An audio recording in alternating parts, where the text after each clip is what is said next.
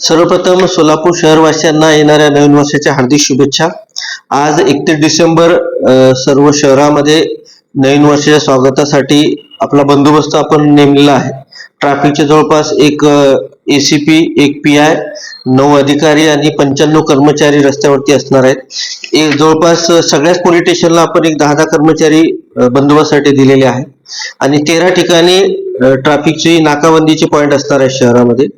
तसेच आपल्या शहरामध्ये जवळपास 20 ब्रेथ एनालायझर आज शहरामध्ये आपण वापर करणार आहोत, जेणेकरून रस्त्यावरती नववर्ष स्वागत करताना विनाकारण आनंदोत्सव साजरा करताना इतर जनतेला त्याचा त्रास होणार नाही, ती काळजी घेण्यासाठी रस्त्यावरती बंदोबस्त असणार आहे।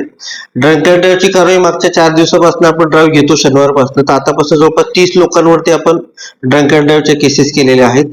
तरी सर्व सोलापूर शहरवासियांना अशी विनंती करण्यात येते की आपण 31 डिसेंबर रोजी नवीन वर्षात स्वागत करत असताना कुठेही कायदा सुव्यवस्थेचा प्रश्न निर्माण होणार नाही, आपल्यामुळे इतर लोकांना त्रास होण्याची काळजी घ्यावी। जर अशा प्रकारचं काही उल्लंघन आपण केलं तर निश्चितच आपल्यावरती कायदेशीर कारवाई करण्यात येईल। धन्यवाद।